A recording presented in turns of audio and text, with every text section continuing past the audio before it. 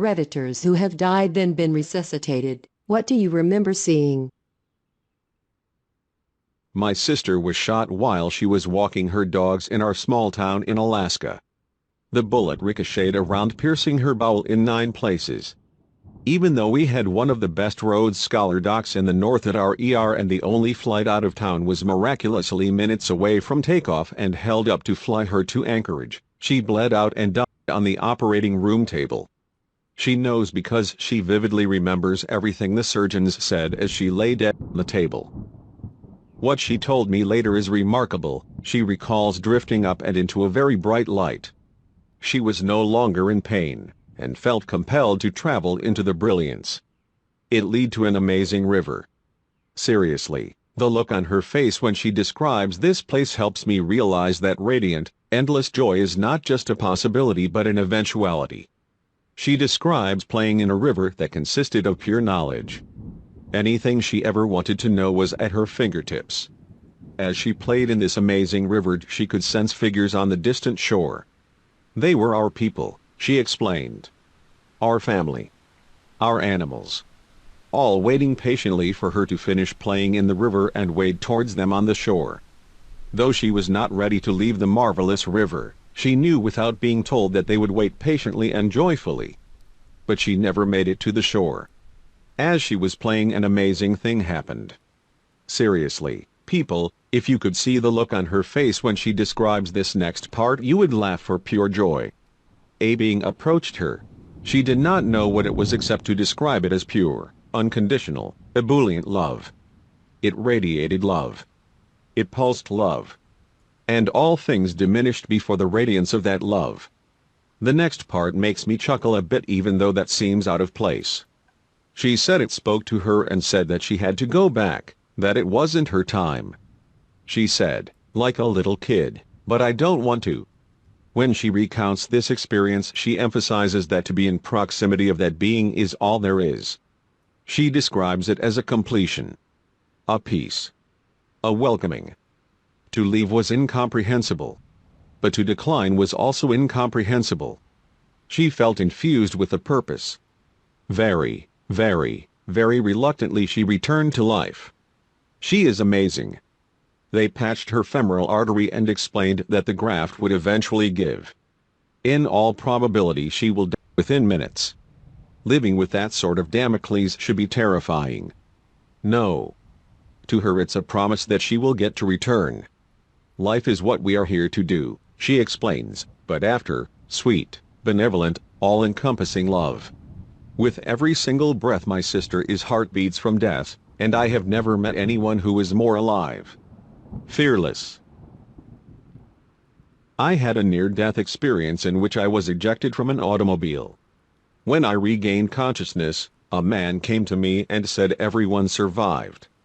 The man was there before any paramedics arrived. The craziest part of it all was that looking at that man gave me the most powerful sensation of déjà vu ever. Maybe I hit my head too hard, but it was an insane experience. It was as if I have seen that man before. I attempted suicide a few years ago by hanging myself with an extension cord. I had no pulse when the police arrived, but nobody is really sure how long I was up there. I was resuscitated in the ambulance but was in a coma for a little under 2 weeks. Anyway, all I remember is a feeling similar to general anesthesia once I jumped off the table, but for the 5 seconds before it went black, I was in total panic and had a total change of heart from the confidence in my decision to end it seconds before. And then it was just nothing. Like a deep sleep. And when I finally awoke from the coma, it was like finally reaching the surface of pool after diving too deep. I was in the same panic that I was immediately after I jumped from my table. Like I just blinked instead of being knocked out for 2 weeks. So to answer your question, I don't remember anything at all. It was like being in a deep, dreamless sleep. Perhaps if I regained consciousness immediately after being resuscitated, I'd remember something more interesting, but nothing is about all I can offer. My former football coach had a heat attack on the field and was dead for 15 minutes. We were talking to him and someone finally asked what it was like to be dead. He replied with saying that he remembers a whole lot of nothing. He didn't have amnesia or anything, there was nothing around. He did say it was the most peaceful moment of his life. Going off this, I kinda think it's like Inception, where you build the world that you inhabit. I was stabbed in the stomach with a fillet knife by my schizophrenic uncle when I was 15 years old. I remember freaking out, lying on the floor hyperventilating while I was bleeding out. I had tried to crawl up from my basement to phone 911, but I was so weak, and every time I moved I started bleeding harder. I remember passing out and having the sensation like I was leaving a dark room and moving outside into the sun. I stopped panicking and this feeling of pure contentment settled over me. I was floating over a garden where all of the plants were giving off light, and I could see a huge amorphous shape above me that was made up of every color in existence, including colors I have never seen before and couldn't possibly describe. The shape seemed familiar, like I was a part of it, and it was beckoning to me and filling me with pure ecstasy and understanding as I looked at it. Then a man who looked an awful lot like Dream from the Sandman comics, which I was obsessed with at the time, walked over to me through the garden and told me that I couldn't go home yet, that it wasn't time. I started weeping, but I was filled with a feeling of understanding, like I knew that I had to go back despite not wanting to. The man had tears streaming down his face and he took my hand and led me back to my body, which was in an ambulance. My older brother had found me and called 911. 4 years later I experienced a kind of weak flashback replay of the feeling I had while looking at the giant shape in the sky while I was on psilocybin mushrooms. It felt like I was intimately connected to every aspect of the universe, and that all things that could be known were understood intuitively in that state, like an all-encompassing answer to some divine question, but I couldn't put it into words or symbols of any sort. It was all so obvious in that moment. I felt omniscient and omnipresent. But it was a shadow of the feeling I had during my near experience.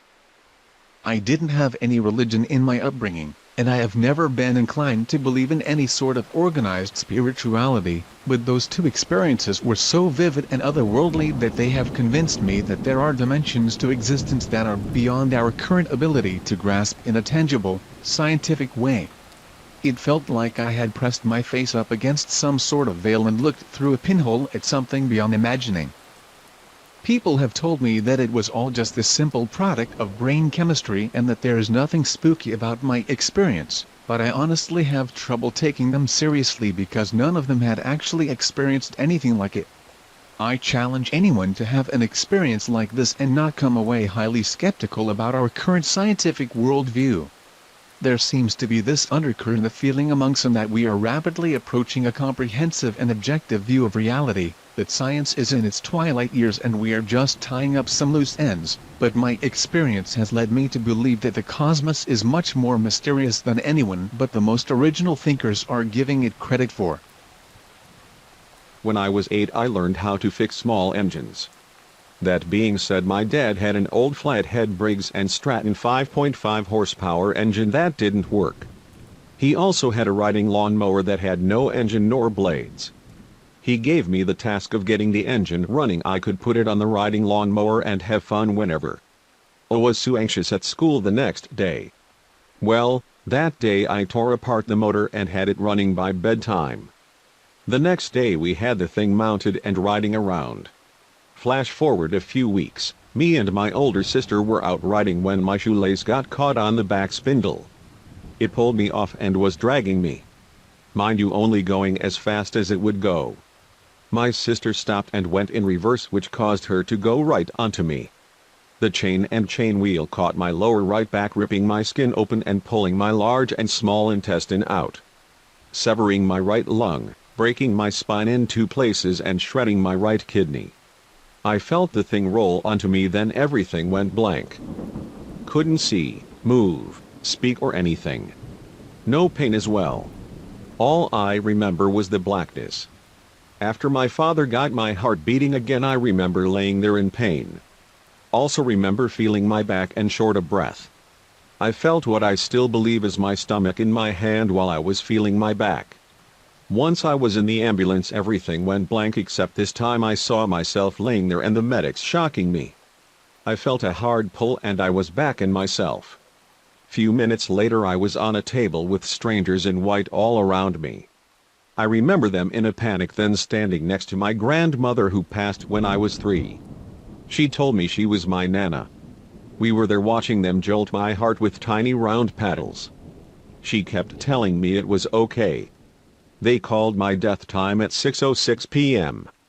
Then all of a sudden I wake up and I'm all fixed and stapled up. My parents told me I had died 3 times. The first for 5 minutes. The second was a little more than 12 minutes.